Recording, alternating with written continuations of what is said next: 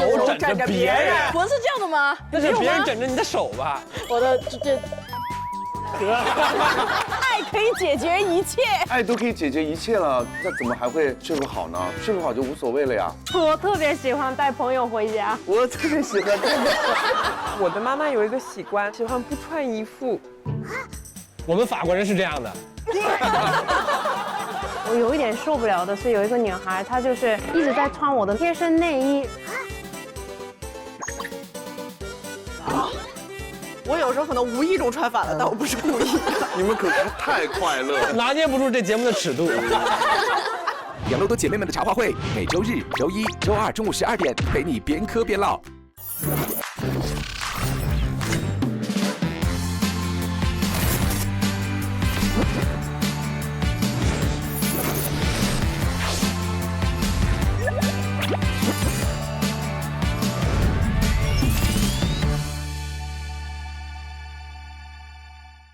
本节目由肠子漂亮人就美的养乐多独家冠名播出。来树洞参与讨论，姐妹们为你排忧解难，还有周边拿。来爱奇艺泡泡 APP 解锁姐妹们的茶话会的不同打开方式，欢迎做客姐妹们的茶话会，爱奇艺 VIP 会员抢先看，一起纵览星辰大海。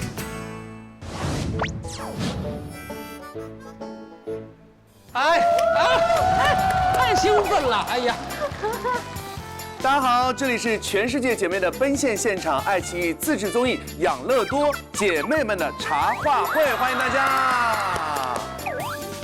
肠子漂亮人就美，我们的茶话会呢由守护全世界美少女肠道健康的养乐多独家冠名播出。今天养乐多了没？我是一个人嫌少，两个人又有点嫌多的大佐，大家好。Hello， 大家好，我是一个人不少，9个人正好的 The Night 赵桃，欢迎。大家好，我是一个人顶5个人的池子。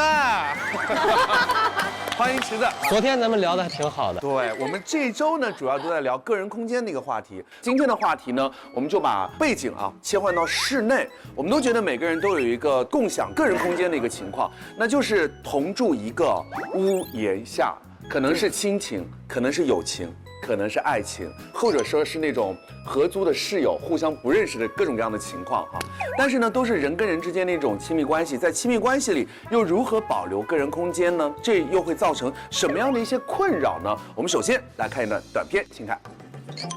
同床共枕未必能促进感情，分开睡觉反而产生奇效。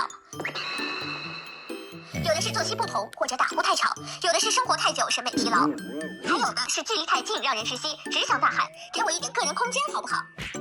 某博主自制的分分合合床受到了广大网友的追捧，71万人的点赞，让人感觉网友们不是已经分床睡，就是在考虑分床睡的路上。一项来自加拿大的夫妻睡眠质量研究报告显示，日本夫妻分床睡比例达到40%，韩国为19%，美国为14%，而中国竟然也达到了30%。婚后分床睡的年轻人越来越多，对此你怎么看呢？婚后分床睡的年轻人越来越多，对此你怎么看呢？我们接下来请各位来亮下自己的题板，3、2、1，请亮牌。不如换人，过不下去，给我回来！我想不通，日本很多。哇，颜如晶这个很精彩，怎么操作？来聊一聊。我是这样想的，我觉得我想听听你怎么想的。真的不应该分房睡。分房睡，我主要有一个困惑，就是如果有时候很想要的时候，就是我觉得这个东西要怎么沟通呢？你们想一下，如果我们平时是分房睡的，今天我不想，今天就是天气好，各种好的时候，那怎么办？要怎么开这个口？我就是觉得在这个操作上是很难的。你总不能像以前那皇帝一样嘛？我们今天翻个牌子是吧？那不行啊！哇哦！所以我这个怎么操作，就是我想你的疑惑，对不对？我的疑惑，我是觉得它就应该是水到渠成的，然后大家一起睡得很温馨，抱在一起，什么手枕着别人之类的。手枕着别人，就是这么睡吗？就是。不是这样的吗？那是别人枕着你的手吧？手枕着别人。我明白，我的这我是外国人，我是外国人，很合理。现在想起来，哎，我是外国人。但是如今这个有的人是喜欢抱着睡觉，有的人是不喜欢的。有一个这个疾病吧，叫做那个是个病了。对，有一个疾病就是说那综合征，就是这么靠着，然后这个桡神经麻痹，这个叫蜜月综合征。然后就是那个靠的人也是一直朝着一个方向，脖子动不了。我跟你说，就是我在网上查过这个问题，就有那种枕头是它挖了个洞，就是给你的手这样往后伸的，哦，让你舒服。你也做了太多功课吧？就是非得要，就是要一起睡，那个就是要躺在一起。叫蜜月综合征，那就叫手麻了。我们中国。在这笔头的工作研究的真是很全面呀，就是喜欢纸上谈兵。这枕头他都查了，手枕着别人睡。在日本很多，就刚才那个数据也是看到了，刚刚结婚的人也会去选择去分房睡觉，因为这个有人调查过为什么分房睡。这个的理由前6个里面4个就是睡眠质量的问题，都是会影响到。有的人特别喜欢在那种硬床睡觉，有的人反而是在软床睡觉。如果要是像刚才我说的，就是这种桡神经麻痹，然后还有崴脖子了，如果是每天都是这样，第2天身体不舒服，心情也不舒服，那他们俩的感情怎么办呢？爱可以解决一切。对，啊，不可以吗？可以。我觉得2个人结婚了以后还分房，真的太奇怪了。就是2个人结婚了的时候，就是要买房子，然后离开家人，就是为了2个人一起生活。那么他们已经结婚了还分房，那跟单身的人有什么区别呢？爱可以解决一切。爱都可以解决一切了，那怎么还会那个睡不好呢？睡不好就无所谓了呀。少睡一点。但是你少睡一点，脾气就不好，就很容易吵架。脾气不好没关系啊，爱可以解决一切呀。你睡不好，你看着你的老公，哎呀，他好好看啊。刚才说的这么多，还是没有去解决问题啊。你说睡眠不好，他打呼噜还总是可以做手术啊，什么的调一调，对吧？反正这是有问题可以解决。但是我觉得像这刚才说的，结婚了开始分房睡呢，真的是一个离婚的开始。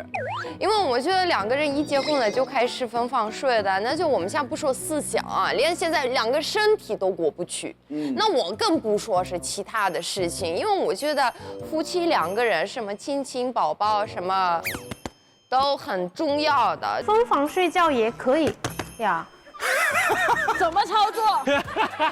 分房睡觉主要就是还是这个睡眠质量问题，还有要自己的空间的问题，所以身体上的这个是没有什么这个障碍的。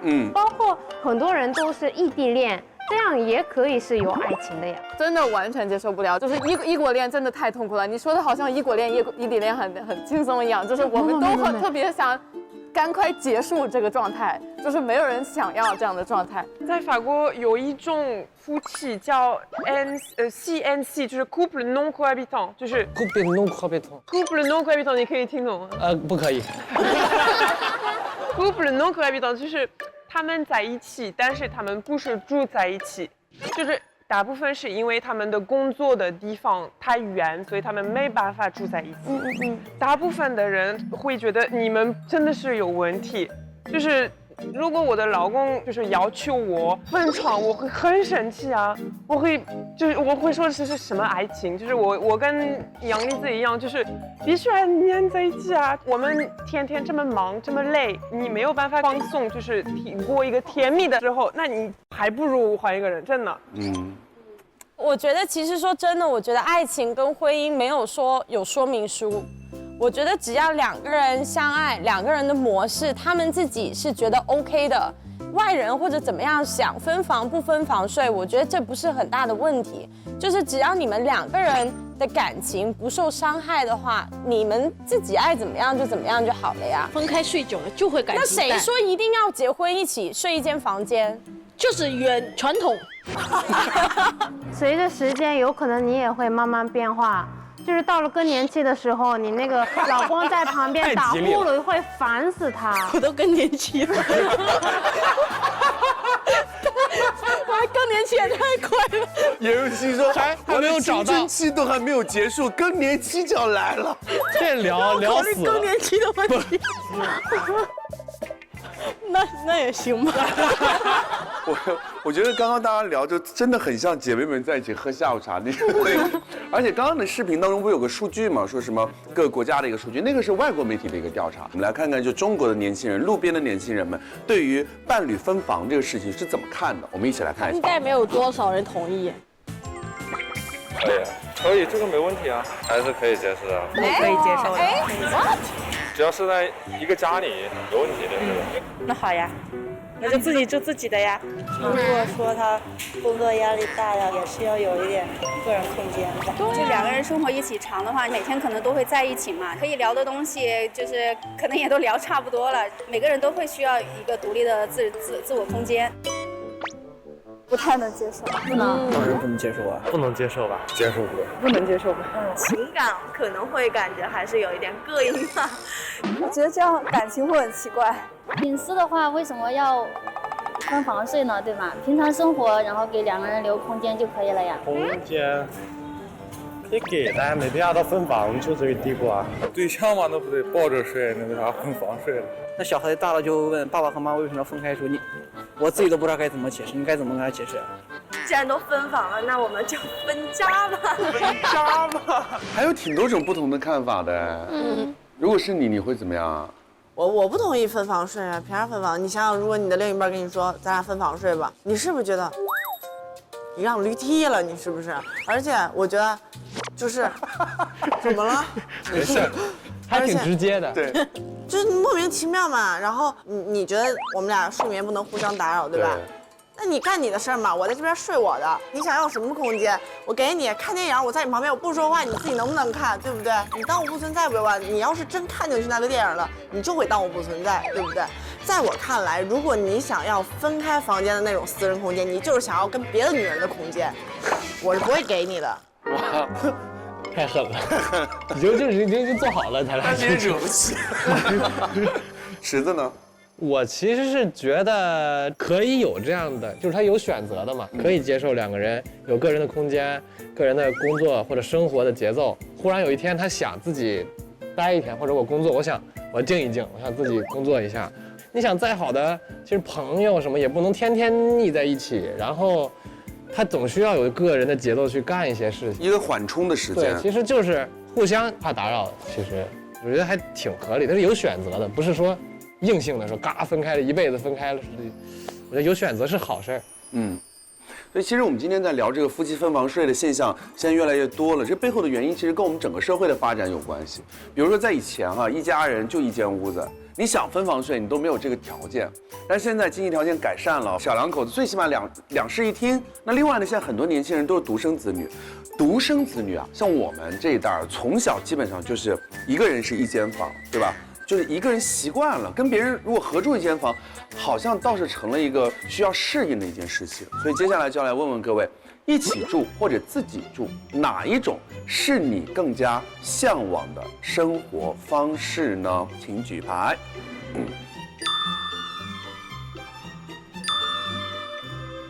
如今是选择了自己住。我是喜欢自己住的，因为我以前小时候的时候是3姐妹嘛，我们3姐妹是睡一个房间的，然后相互挤压自己的个人空间，然后我就觉得就是非常的烦。而且当时那个房间可能就是一个正方形，是这样一个正方形的话，姐姐的床是这么大的，然后妹妹的床是这么大的，然后刚好这里有个缝，我的床是这样翘起来的。你的床不是个平面，不是个平面，因为一来是大家不想大家一起睡一张床，其实是可以睡在妹妹的床上，但是就想要一个人一张床，但是没有位置放一个人一张床，就这样挤下去，所以后来就喜欢一个人住，然后向往着大房子，大空间。你最近是不是搬家了？超大！你这是不是有童年的应激反应啊？然后在里面就是住在草原上是吧？对，又大又空，还挺难理解的。再来看一下艾瑞卡，你也喜欢一个人住？你要想清楚哦，你现在是有男朋友的哦。我有男朋友就不一个人住了，我先说明一下。还要补充，我的大房在2个人情况之下也依然大，也依然空旷，依然空旷。哎呀，我有点受不了的是洗手间、卫生间还有洗漱台，就是早上都会抢的。对，对，然后抢来抢去，卫生间也是有人就进不了就憋着。我妹妹洗澡就1个小时就对，这真的很恐怖。我以前在英国念书的时候，我也是跟人合租的，然后大家就会把整个厕所弄得非常的肮脏，头发呀什么的。然后有人上厕所的时间，我怀疑他是一根一根戳着洗的，就是慢慢的洗，慢慢的洗，在外面真的憋死，他都不会出来。不管是美国还是中国，我也经历过很多非常糟糕的室友，就是各种坏习惯什么之类的。但是看跟谁嘛，我觉得如果是跟你爱的人或者跟一些好朋友在一起，挺美好的事情。陌生人的确有一点风险。但是你跟一个朋友一起住的话，会对你们的感情有一些破坏吧。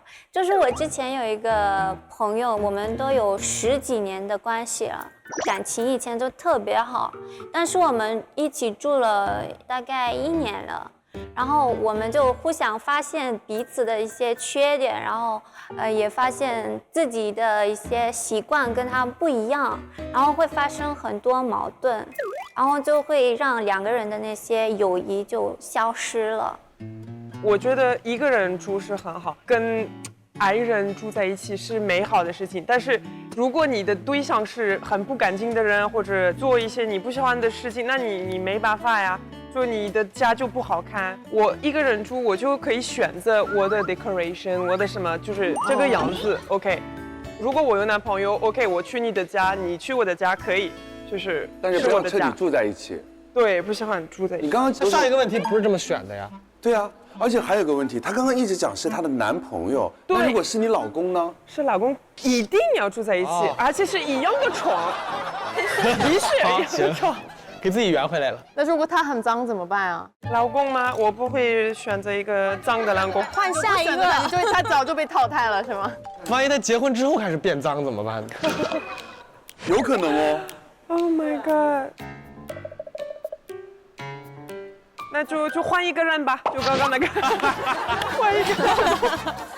换一个老公不行。我自己一个人住过很久一段时间，所以我个人觉得还是一起住比较热闹一点。因为我一个人住的时候，真的最痛苦的一件事情就是做饭，因为我还蛮喜欢做饭的。但是我发现一个人住做饭真的太难了，就是我今天想吃点肉，然后再加点菜，结果什么都一买回来，哇哦，太多菜。不知道怎么煮怎么吃，一个人做饭，一个人点餐都好痛苦，特别难，你知道吗？你可能不会享受这个一个人的生活吧？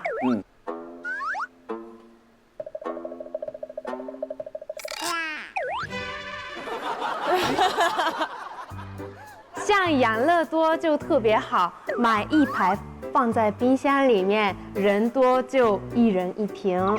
人少就1天1瓶，常喝常快乐，方便又轻松。好，我喝，来，厉害，在这里还能植入呢啊！其实我也思考很久的，你让我其实和陌生人住，我可能也还是接受不了。但是我如果2选1的话，我还是希望有人在旁边。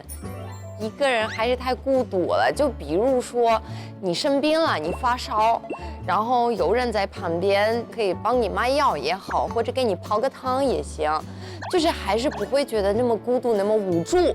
哪怕你不生病也好，那你可以聊天什么的。所以我觉得合住的优点是在哪儿呢？那就是你可以照顾别人，别人也可以照顾你，互相帮助，这样互相帮助就是有一种很温暖的感觉。所以我还是选择了合住。你看人就是这样，就一个人怕孤独，2个人觉得吵，所以不管你更喜欢独住还是合住，我相信大家多多少少都有一些跟别人一起住的一个经历。然后全中国最有名的合住经历，小唐也是感受过的，对吧？还有没有哪些内容、哪些故事是没有播过的？因为我们那会儿宿舍公用，你知道我们的一次性浴巾一买就是一大箱300多个，一次性袜子一买一大堆。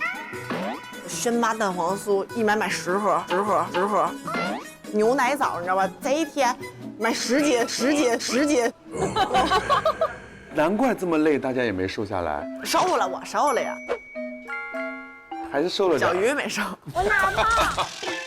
哎，你有过合住的经历吗？我有，我刚到上海的时候也是合租，但是我是那种早上起晚上睡，他是晚上起早上睡啊，正好岔开了，就跟一空旷的房间一样，就是俩人虽然是在一个屋里，但是互相也见不着，我还挺好。我们这样吧，我们来问问大家，就是你们跟别人一起住的时候，你们最受不了别人的什么行为啊？上学的时候就是4个人一间房一样，然后自己的衣柜是有，我们自己就随便就是穿他的衣服这样的，但是他的身材都一样吗？那个时候还小，觉得都差不多。但是呢，我有一点受不了的是，有一个女孩，她就是一直在穿我的贴身内衣。她是那种不洗贴身内衣的人，穿了还不洗吗？她会今天穿正面，明天反过来穿一面的那种，就是有点尴尬。我就是你不会跟他吵吗？我怎么了？你这是？我也觉得整个人都不好。拘灵。就是先把我的那个藏起来，然后呢，我再去看他的里面，真的没什么可穿的，所以就是哎呀算了吧，然后就你人也太好了吧。哇，他这个有点震撼到我，我的这个就显得我就是特别小家子气了。把显得去掉。我们给你剪到前面。我就受不了头发。哇，也未免太小家子气了。我也受不了头发。对，我觉得头发这个很恶心的东西，它会堵着很多口，你知道吗？对。然后我就想说，这个头发到底谁要给它捡起来？哦，你这样一说，我确实觉得有点。总有一天会堵满了，然后你就要捡起来，捡起来那一天你就会一天都吃不下饭。对，真的非常恶心，你懂吗？不用再详细了，不用再详细了。哎呀，我真的不能接受。所以我是觉得还是自己住吧。我是很受不了室友把公共场合弄乱。我以前有一个室友，他会把整个厨房弄得特别乱，就是冰箱里面全部都是腐烂的东西，他也不会扔，他也不会弄。然后有一个很奇怪的事情发生了，是我们家的盘子越来越少。然后我就问他，我们的盘子去哪儿了呢？不知道啊。然后有一天进了他的房间，我发现了，原来我们的盘子都在这里。盘子上面有的是发霉了，有的已经过了发霉的那个时间，就是那个水分都已经蒸发掉了。所以室友也发现了，就是哎，这个怎么擦不掉呢？那整个都扔掉算了。所以我的盘子就是这样一个的消失了。我以为我真的就够一绝了，我听他们说的这也太绝了，我真的。你咋了？我想听你的。我在宿舍里面就是我一句名言就是说，谁先动手谁就输了，就是我可以忍受他非常的乱，非常的乱，一定忍到就是一个4个人说对，然后有人先动手了，我说行，他输了，帮他一下吧。哦，你永远是能忍住的。我永远是能忍住那一个。再脏，但是我真那发霉我不是，但我跟你讲，那个发霉我真忍不了了，那我不行，我怕虫，你知道吗？不行，那个反穿我也不行，我也不行。我有时候可能无意中穿反了，但我不是故意的。你们可太快乐了，有没有感受到这里姐妹们的拿捏不住这节目的尺度，不知道在哪里这个底线。林夏来。我自己受不了别人的就是，他带很多陌生人回家，然后我们当时就是睡一个房间，他跟朋友一起很吵，就拿着被子就盖自己的头。你应该把叔叔的音响搬出来。你们吵我也吵是吗？林夏，那你应该会特别讨厌我。我特别喜欢带朋友回家，然后就是这种热闹。不是艾瑞卡，你这说话的我特别喜欢。我的，这节目来着了。真的，我如果买房子，我可能每周都会叫我的朋友们来。但是如果是共同的朋友是可以，但是陌生人的话就真的接受不了。可以慢慢认识嘛？慢慢认识就是你的朋友了。对啊，对，如果有共同的话题就可以，但是他那个朋友就是以后带他回来的人就不是我，是你了。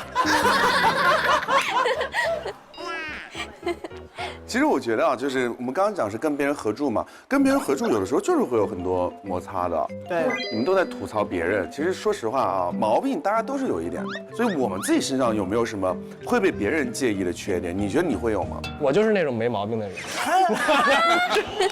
不是，我其实我要想的话，其实特别爱听歌，就是我也是整个大音响。对，我们录那个希望田野，他老逗了，这儿扛个音响，然后不是，我就上拿了这么点儿一个，什么叫这儿扛？我跟你讲，你那音响你不是这么拿的，你是这样拿的。然后这边刷着牙这样，然后去那个卫生间，只要他洗澡，必定有音乐，就是一听到音乐，行了，池子来洗澡了。就是我其实就有的时候我不敢，其实也不怎么放，但是我就感觉我被压抑了。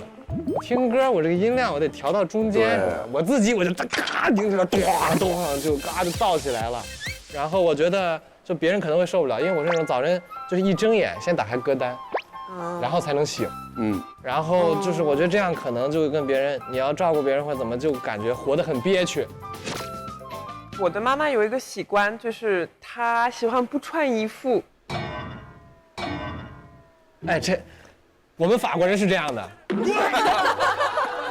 我忘了说，我早上起来是打开歌单，然后直接从被窝里出来。其实我之前觉得很奇怪，但是我以后就也开始就是有这个习惯。正好在我的家只有我的猫咪啊，有时候我就不穿衣服，我这边就是有听音乐，就是我觉得如果我的猫咪能说话的，就是这个人真的有毛病。但是有一个缺点，就是如果你不穿衣服叫外卖还是什么，你不能开门啊。所以我有一件衣服，你可以2秒钟就穿好了，2秒。什么衣服？对，你们要看吗？要看啊，带来了。带来了。你是要当场示范怎么穿吗？真的是2秒可以穿，非常方便。如果你们喜欢不穿衣服，你们链接发我一下。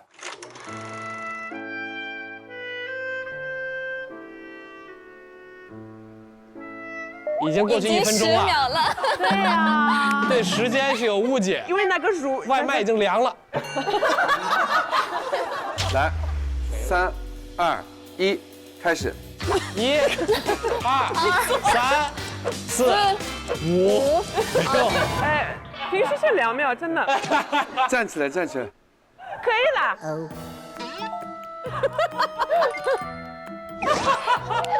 我可以开门拿我的外卖。如今你可以吗？我不可以，我是睡觉可以穿卫衣，穿全套。穿卫衣啊？对，我睡觉穿卫衣的。穿卫衣呀？哦。羽绒服呢？羽绒服。皮夹克呢？我跟你说，我还真可以。皮夹克也可以，皮夹克也可以，你给它录下来。皮夹克虽然本人没有穿，但是我是可以穿卫衣睡觉的，而且里面还有就是穿着 T 恤，然后再套一个卫衣。为什么？我就不能这样真空。如果有人在我面前这样走着就裸着走，我是受不了。所以就套这个啊，这跟裸着有什么差别？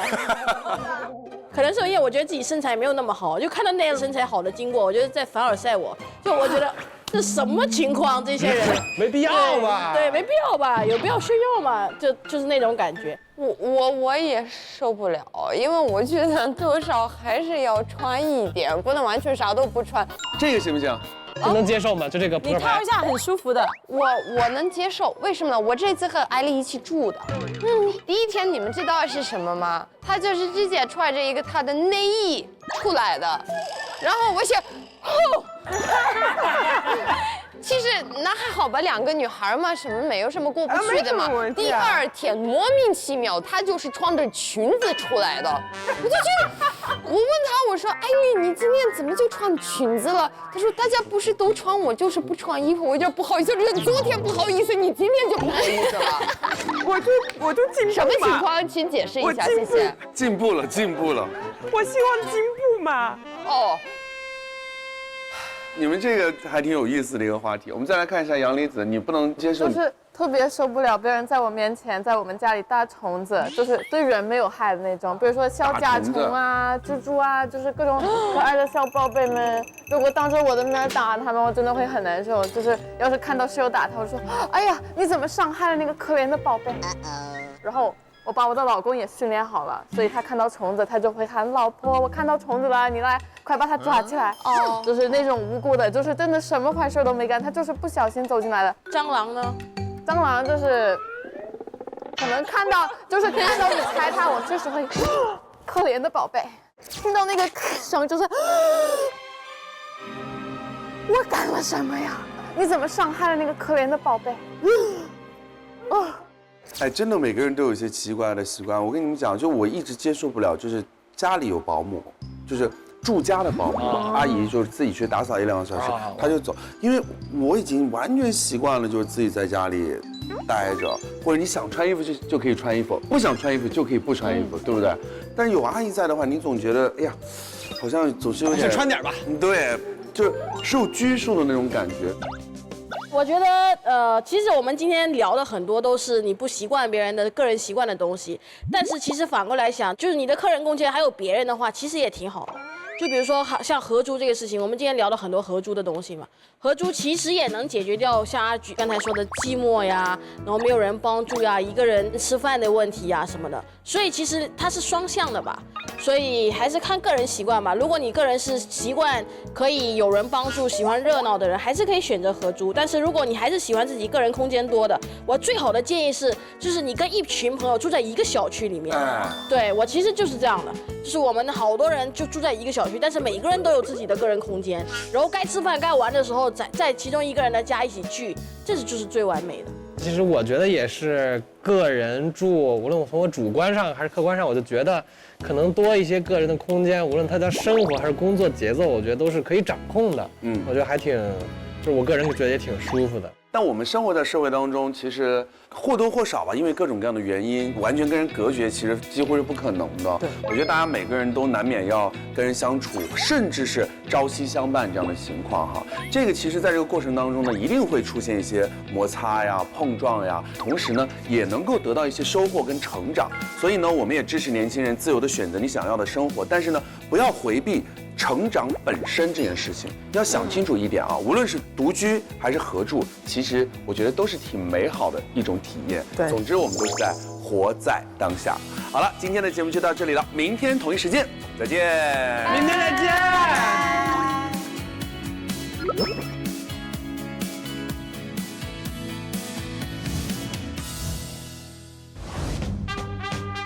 大家好，我是池子。大家好，我是阿菊。我们是池子和阿菊。池菊。耶！其实我就会经常看到你画画，好像还不错。哦，我画画啊，我自己都不知道。今天要你帮我画我。画你？对。太难了，太难了。为什么你画我太难？因为我之前画的都是不好看，就画的是我不好看，还是你画的不好看？当然是你，我画的。当然是你，我的技术水平有限，就是吗？但我还是想看。好，那我要挑战一下，耳朵也要露出来。耳朵。画了啊。我就一个要求，不要把我画得像个巫婆就好了。巫婆？稍微好一点可以吗？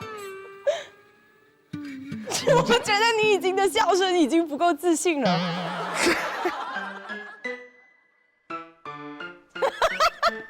怎么了？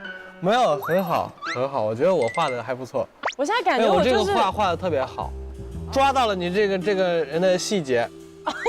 比如这个衣服。好。画的有自信吗？可自信了吗？可自信，哇塞！我其实啊。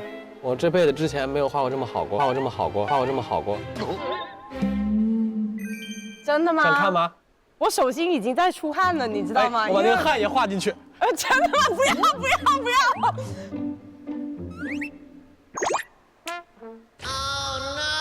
一模一样。这什么鬼？我的下巴有这么尖吗？我的睫毛呢？我的手真的是这样的吗？睫毛。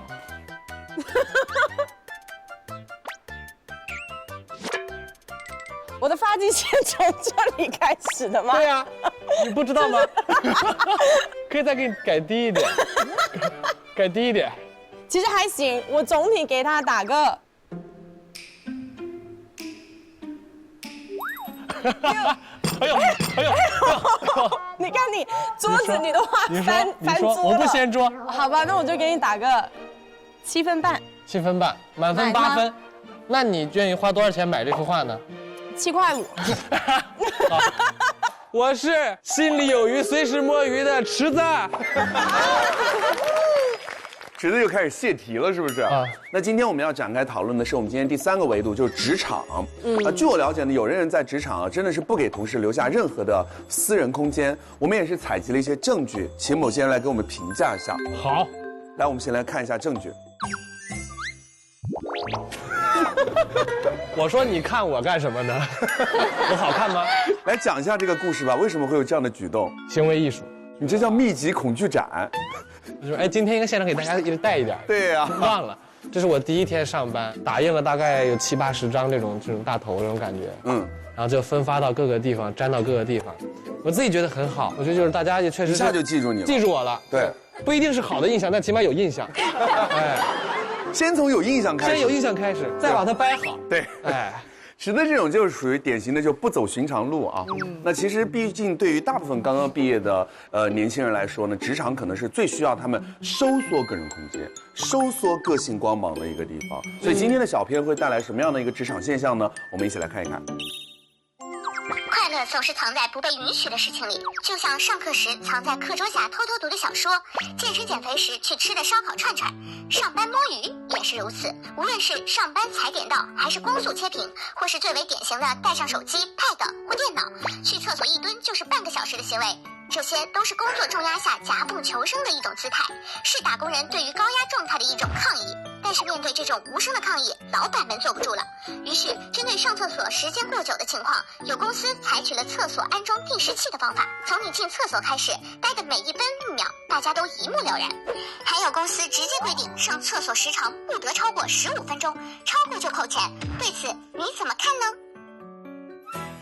年轻人呢上班要摸鱼，公司呢要限定员工上厕所的一个时长，对此你怎么看呢？请亮牌。如今什么不如这样是什么意思？就我给了一个新建议。我先说一下，我觉得这种在厕所上面装计时器，15分钟就得出去的，其实我是不太喜欢的，因为我觉得工作没有办法高度专注，总是需要摸鱼的。如果你不给别人摸鱼的时间，它是没有那个效率的。而且有哪一个老板和哪一个公司可以确保你下班后不发工作信息？如果你上班的时候只给我15分钟上厕所，那我下班我也只给你15分钟回信息，也是我上厕所的时间。我上完了就跟老板说我出来了。我不回了，那也不可能吧？老板你跟我计较，我跟你计较，那大家都不高兴了。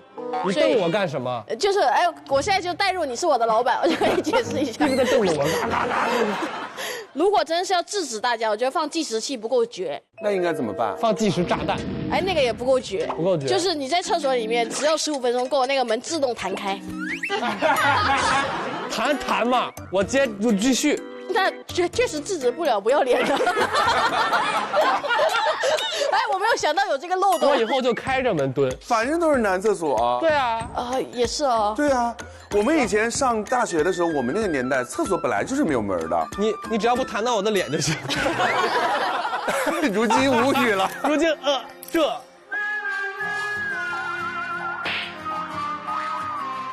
我不去学校厕所的原因，就是因为我们学校的厕所没有门。我们以前何止没有门，连隔断都没有啊！真的会吗？对啊，以前连厕所都没有。我没有门，我真的憋死我都不上。我也不想。真的，所以我才觉得门很重要。原来大家都不在意这个门啊！你不上的原因，只能证明你还没有快被憋死。没有哎，我真的试过，就是憋的，就是。昏过去了，昏过去。有门没有隔断可以吗？有门没有隔断是什么意思？就是一条大门是吧？哎，有门隔，这个也很尴尬。没想过，怎么话题讨论到这个层面上？刚才那个现象，其实我是比较同意的，因为这个老板他也不是只针对一个员工就是这么摸鱼，然后就是定这个计时器。我也见过一个，就是之前医院工作的时候，我快憋死了，我是认真工作，然后我只有一个那么小的时间去上厕所，但是那个厕所里面能听见抖音的声音，真的就是憋得很生气，就是会影响到其他的员工。然后在日本呢，就是有一句话，就是说“給料泥棒”，就是说听得懂吗？搜，就是说偷工资的人的意思。像我的妹妹，我打电话的时候，她说啊，今天我是外勤，然后我说啊你在外勤，那我挂了。她说没事，我现在在喝咖啡。我说啊，你在偷工资啊？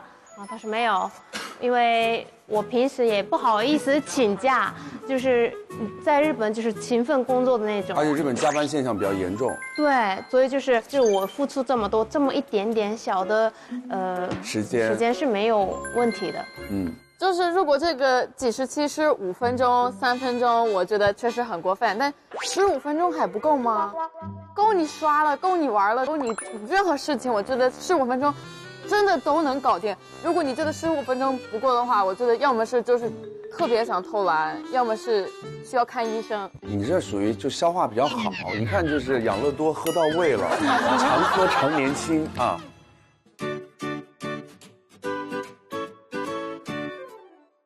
15分钟在法国完全不够，我跟你们说。哎，我跟你们说，我们在法国有很多不同的休息时间，就是早上可以有1次就是2次的咖啡的休息时间，然后1、2次的抽烟的，然后下午一样，所以我们一天肯定有至少有2个小时是休息的。那你们老板没有意见吗？老板不在。这老板跟我们一起喝咖啡抽烟啊。在法国的话，就是工作是我们生活中的一个小的事情，一部分。我们会觉得你看你的生活中有7天，你把5天送给你的老公，你的老板，sorry， 你把5天送给你的老板，那就已经很多啊，还不满意吗？我们不是机器人啊，我们还是需要休息啊。觉得你的老公不，你的老板他说的非常非常的对。反正录到现在有点累了哈。我们接下来就进入到我们茶会的养乐多休息时间，我们可以各自来喝一下我们的养乐多，常喝常快乐，越录越开心。我觉得老板就是按照一个计时器是对大家很公平的，因为如果有一些人在洗手间待1、2个小时的话，那对其他的很努力的那些员工是很不公平的，因为大家工作的时间就不一样了，所以老板做这个事情是很公平的。我有一个大学同学就是这样子，在那个食堂里面打工，然后这个妹子真的会连续半个小时甚至1个小时就在厕所里面待着，她就是不想干活，其他人都在那干活，而且得更辛苦，因为本来就是应该有6个人，他不在了，有5个人在干6个人的活，所以大家都特别累，就因为这1个人想偷懒，挺烦的。但是他有点太过了，就是后来被发现了，被开了。我跟你讲，我原以为这种情况不多，后来我问了一下节目的编导，他们都经常会遇到这样的情况。这时候我们的导演就在厕所里面。哎，你工作的时候有过摸鱼的经历吗？我摸起鱼来，嗨，你就看不见我。不是，我是这样，你能看得见我，但是你看不到我的心。就是我在这儿坐着吧，但我的心已经在家了。就跟我上学的时候就这样，就上课，我早上来了就开始。我虽然人在这儿，但是我的心在窗户外面，在篮球场上。老师讲课，A 选 A，B 选 B， 再选 C， 下课啊，人的灵魂不在。我懂，心里有鱼。小唐呢？我不摸鱼。哎呦嗨，把他那睡着的镜头给他放出来。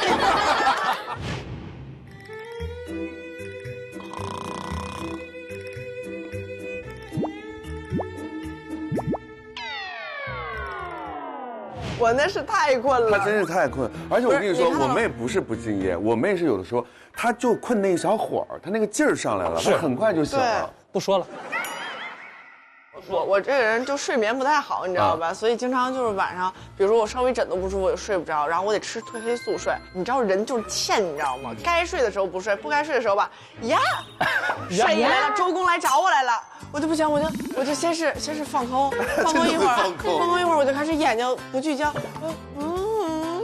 哎，你模仿的就是完全是一样的。我太清楚我自己什么鬼样子。那叫模仿吗？那就是他自己。我那天碰到了一个之前被很多网友说她划水的那个女生，超越。超越其实心里挺难的。超越直接跟我说哥，我真的是不想划水，但我真的那我就是学不会。你让我干点别的啥，你让我付出多少倍的努力，我都愿意。但那个我是真的不擅长。我一定错了就骂我，但是我想说，我练了好久了。就他那种解释，其实我觉得也是挺合理、挺真诚。对，算是真诚了。我觉得人都是有适合的一点嘛，对不对？说我们女团划水，我们哪里划水了？你来给我看看，手划水。我就借着这个我说一个东西，就是有的时候吧，这玩意儿老师规定该踢哪儿就踢哪儿，对不对？那你想想，那是不是大家一上台也挺兴奋，咔一下踢高踢低了？我才是那个好学生，我踢到了这个正好老师要求的度，弄得好像我划水一样，对吧？那不叫划水，我才是真正的好学生，好吧，各位。这个解释我第一次听到。所以其实我们刚刚是在聊，不是说那个厕所安装定时器嘛？这个真的是在网上引起很大争议啊。公司当时给了一个说辞，说这样做呢，主要是为了解决公司的厕所坑位紧张、员工上厕所难的一个问题。对。但是员工公司好像总是各有各的立场，也经常在不同的问题上斗智斗勇啊，奇招频出啊。我们要问一下，在你们国家，你们老板或者是员工有没有什么样的高招可以跟我们来分享一下？在德国有一个很正当的摸鱼现象，就是可能你会在公司过生日，或者是提出离职，然后你就会发邮件给所有的部门，因为要提前2个多星期嘛。然后所有的部门都说啊，有人要离职了，走，我们要 plan 一个 party。然后在工作的时间就在那里 plan， 他要吃什么蛋糕啊，要买什么礼物啊，就是大家都是用工作时间去安排送别他的这种 party， 你知道吗？但是在德国也有实习嘛。所以其实1个月下来，你可能有四个 party 都可以，就是这样子，直接我也在工作呀。1个星期就过去了，然后你也要走，再 plan 一下。美国有一些电子游戏，从远一点看，好像是在干活，但其实它是一个游戏。我给你们看一个，这个游戏你们可能都认识 Pac-Man， 我不知道它中文名叫什么。这个游戏吃豆人叫什么？吃豆人。吃豆人。对，这就是吃豆人。但是它其实是一个 Google 的一个搜索界面，就是这个下面会有一个搜索框，然后 Google 是这样的，它每天都会换一个封面，所以老板看这个奇奇怪怪的东西，其实也不会觉得怎么样，因为 Google 每一天的封面都是非常有色彩的，所以你在这玩你的滴滴滴滴滴，然后你看老板要过来了，你赶紧搜索一个东西，点，然后老公过来了。老板，我被你带偏了。老板过来了，看到你在查资料，你很老实，你没有在打游戏。然后还有一个，从远一点看，好像是在干活啊，看像个数据图一样，非常专业的样子。那其实这里有一个小火箭，然后老板觉得你可能是在分析一些数据，其实你的小火箭就是嘟嘟嘟嘟嘟嘟嘟，你不能碰这个蓝线或者这个红线。也对的，因为我们的游戏很多，我们的这个老板没有办法。其实有一些公司是开发了一些相对比较厉害的东西，比如说亚马逊，它有很多摄像头，然后它会监控员工的行为，然后这个是通过一个 AI 系统来识别出来，就是谁待的时间比较久，待的越久就越有可能在摸鱼。给你们看一看。就是每一个人都被识别出来了，然后他在记时间，哇哦！所以你在这站了很久，你站了超级长时间，而且积累几次这样的情况发生，那我觉得你对公司是有伤害的，那还不如把你开了。哇，这也太监视了！所以他通过这个系统已经开出了900多个人。哇，把每个人的人生交给自己不好吗？亚马逊的行为确实引发了很多争论，就是社交媒体上有很多人在说亚马逊对员工怎么样，就是有很多争论，不是所有美国人看到这种事情就觉得啊理所当然。在日本，就是抽烟的这个人一抽烟就是15分钟到20分钟，他们在外面边聊天边喝咖啡，然后再回来。他这样就跟林夏说的一样，跟不抽烟的人是完全不公平的事情。然后日本有一个公司做出了一个规定，给不抽烟的员工1年6天的假，就这样的话就是很公平，还有可以就是鼓励别人去戒烟。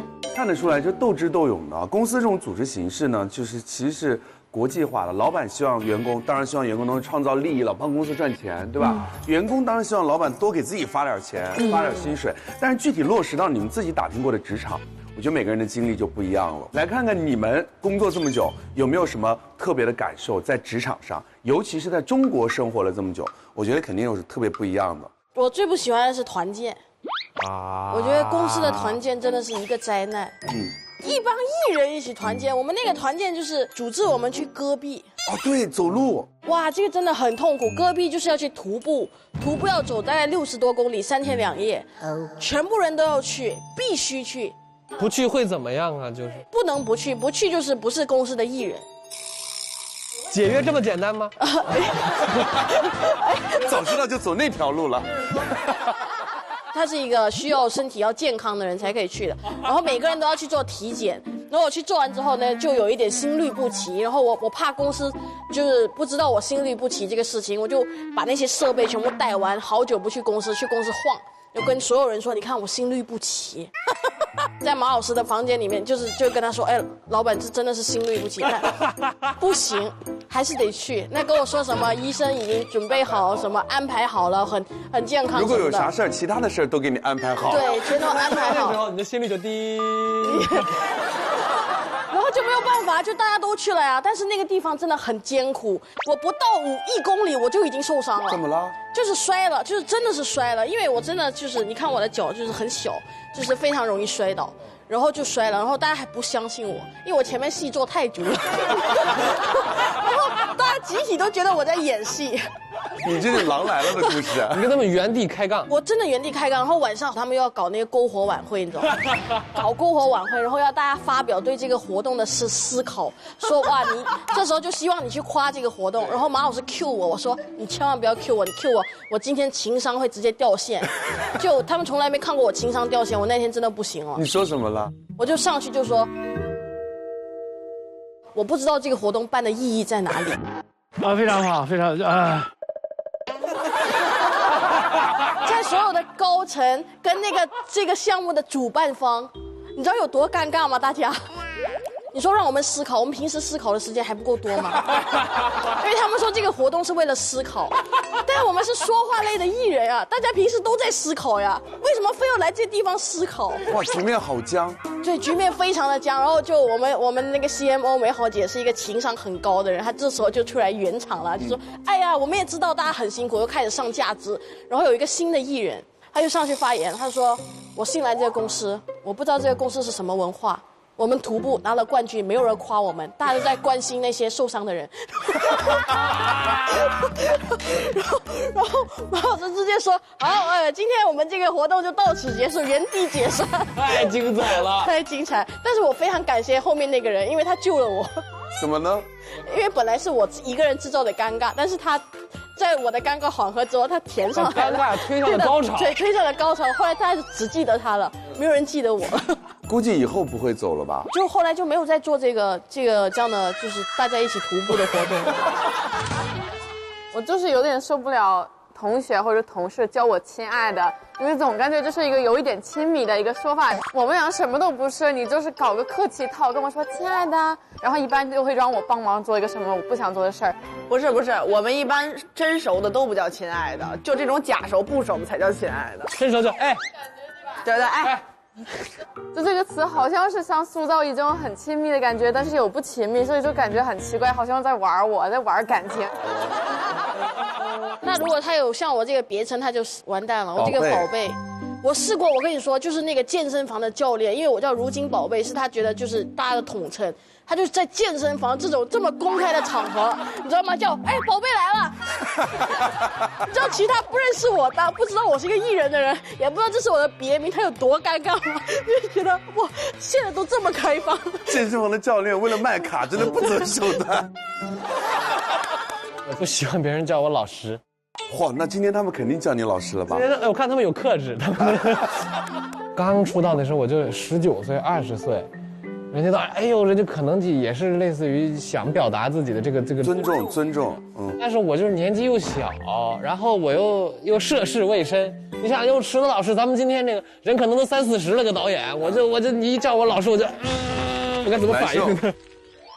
我来到中国以后，就是感到比较惊讶和比较喜欢的一点，就是我刚入职的第一天，大家都会问一些朋友之间或家人之间问的问题，就说：“你有男朋友吗？你结婚了吗？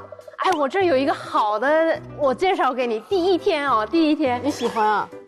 我比较喜欢，因为就是聊的内容跟那个同事就基本上跟家人一样。如果要是我家里有什么事情我说的话，他们真心会告诉我，哎呀，怎么办？你觉得很亲密哈？对对，特别像家人的一种感觉，就很温馨。大家一起就是工作也是很协调。我也发现这个事情，在中国真的同事都是你跟你的家人一样。就在法国就完全不一样，就是跟同事的距离很大。对对对。我有一个故事，就是我的妈妈之前她跟她的同事一起出差，她的同事她就没有卸妆，她睡觉还戴了她的黑色的眼妆睡觉，就是为了我的妈妈看不见她的素脸的样子。哇，在中国的话，就我们都是你看节目的人，真的每天看他们素脸、睡衣什么的，就是。我跟我的妈妈说的时候，她就笑得很开心的说：“哇塞，我要去中国上班，真的好厉害，就很舒服的样子。”所以能看出来，就是大家都在适应的过程当中，而且每个人就是在意的方式都不太一样。因为新一代的年轻人的就业观跟老一辈啊，其实有的时候差别是很大的。我们现在职场人士有一个平台，就是领英发布的一个数据当中，叫第一份工作趋势洞察报告显示。不同年代的人平均在职时间显示出了一个代际递减的一个趋势。我们中国青年报社的一个社会调查中心的一个联合问卷网做的一个调查也显示，54.4%的受访者认为当下的年轻人择业更加的关注自身的一个感受。你会这样吗？就你对工作有什么要求？我对自己干的事情或者环境挺在意的，所以我就愿意让自己处在比较舒服的工作状态里面。对，就其实我个人是这样的，也可能是年轻人越来越注重自己感受了。我觉得以前那种待得比较久的人啊，他就是安逸感会比较强啊。其实你如果是比较短的话，或者特别追求做自己，知道自己想要什么，这份安逸感其实也会丢失。你会有一些顾虑吗？只要我的话，想清楚自己。你想从事哪一类或者什么样的事儿，怎么从事这个事儿的话，你就有安逸感。不是说你在这个环境，我在这个公司干了10年，特别安逸，大家都认识我，这种安逸感我觉得是虚的。但说实话，因为我们做的工作比较特殊，就父母可能管不到我们，或者完全不懂我们这个领域，所以他们其实也给不了什么特别多的意见。但如果你要是一个家里人比较懂的一些领域的话，他们可能就不太会允许大家去那么自由的去做自己的选择。当然，我觉得你这么想挺好的，你的选择其实也特别能代表挺多年轻人的想法。就是钱对于我们来说挺重要的，但是也得看跟什么东西比。可能我心里会有个东西比钱更加重要。所以我也非常好奇，其他国家的年轻人面对工作是怎么样一个想法？跟上一代人比起来，会不会有什么不一样呢？其实美国跟中国还是挺像的，就是年轻人在就业里面待的时间越来越短，他们不断的在跳槽。我父母那个年代的人，他们真的不会那么频繁跳槽，他们比较容易满足。就比如说我的父亲，他从大学毕业到现在，他只换了一次工作。我这个年龄段的人，我们就觉得无法想象。大家跳槽不是因为觉得工作太难，他们主要是因为觉得太无聊，或者挑战性不够，或者就是纯粹的觉得这个工作没有意义。我到底为什么要做这件事情？所以他们待在这份工作里面的时候，他们就已经在找下一份工作。如果找到一个好的机会，就会抓起来，就会再跳一次。最近日本大家应该也知道，生育率比较低，然后年轻人比较少。然后这些年轻人呢，又没有跟这个长辈们交流的很多，就是年轻人无法在这个工作环境里面应该要保持的一种礼貌是越来越没有。这里有一个排行榜，公司的上司听着特别不舒服的新员工说的一些话，然后第一名是这个确实不太好。对，第二个呢是我懂啊，第三个是然后呢，然后呢特别火，第四个就是你说话超无聊哎，就这种这些话他们都会在这个公司里面会用，我觉得这个还是有一点点不太好。但公司会不会也拿他们没办法？因为年轻人不够多，有些事儿就必须让他们来做。对，是没办法的。他说这些话很像我助理对我说的话。有一天早上把我气哭了都啊！真的假的？给我气，我真没招了。说也说过了，啥都整过了，一点办法没有，整不了啊。为啥？早上起来我问他，我说我墨镜呢？我包里啊。哪儿呢？我没带包。我气晕了都要。正常，我理解，真管不了。我们乌克兰其实年轻人现在就分2种情况，就是第一种呢是什么呢？年轻人对自己就特别迷茫，真的不知道是干嘛，因为不像之前苏联的时候，国家就会给你安排一份工作，你就好好去干就行。现在有经济又不好，所以年轻人真的是不知道到底未来是会什么样子的。那另外一个部分就有点机会，就可能出去留了个学，或者是去了个旅游，回来之后你就我凭什么为别人打工？我要自己开公司创业就我们那儿没那么简单。他们觉得我开公司为了什么？为了所有挣的钱都是给自己挣。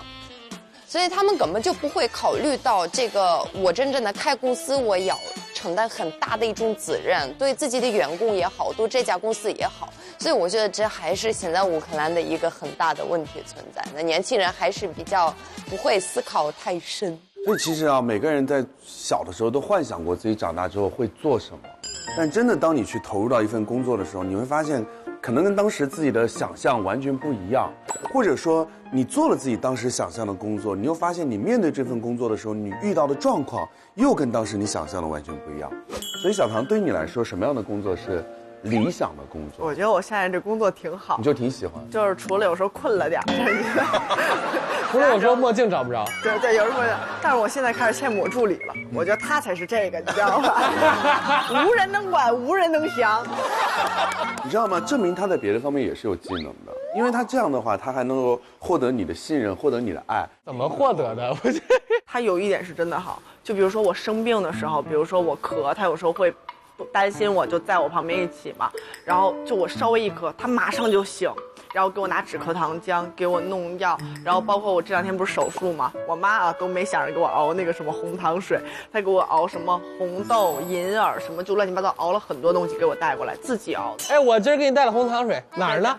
包里呢？包呢？没带。心是好的，心是好的，心是好的。其实你现在做的事情是你喜欢的事情吗？是我喜欢的，自己选的。选这个所谓这个工作的时候，也是自己挺热爱或挺喜爱的东西。然后我如果能坚持做的话，还挺喜爱的，能坚持做下去。这份工作跟你当时想的一样吗？或者说路上遇到的一些事儿跟你当时想的一样吗？工作我就没想过。其实我做这个事儿命运挺奇怪的一个事儿，就是我没有想到会做成什么样。我刚开始就干呗，就弄呗。对，我觉得可能这也是舒服状态的一种嘛，就是你没有规划或者没有不自知的去干这个事儿，也不难受，就做了，我觉得挺自然的，挺好。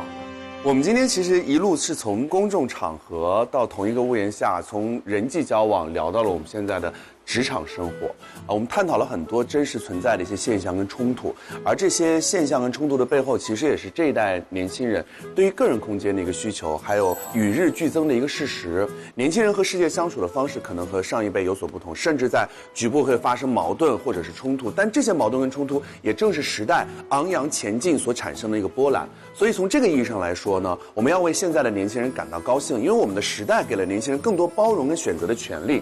随着时间过去，你总能够找到一个和世界平和相处的一个方式。对，这一周呢，要特别的感谢池子来到我们这个节目，谢谢。3天了哈，谢谢。有请坐。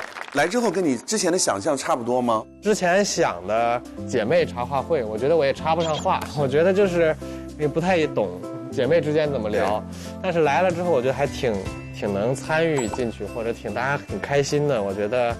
能开开心心的聊天就是挺好的一件事儿，对，我觉得挺舒服的。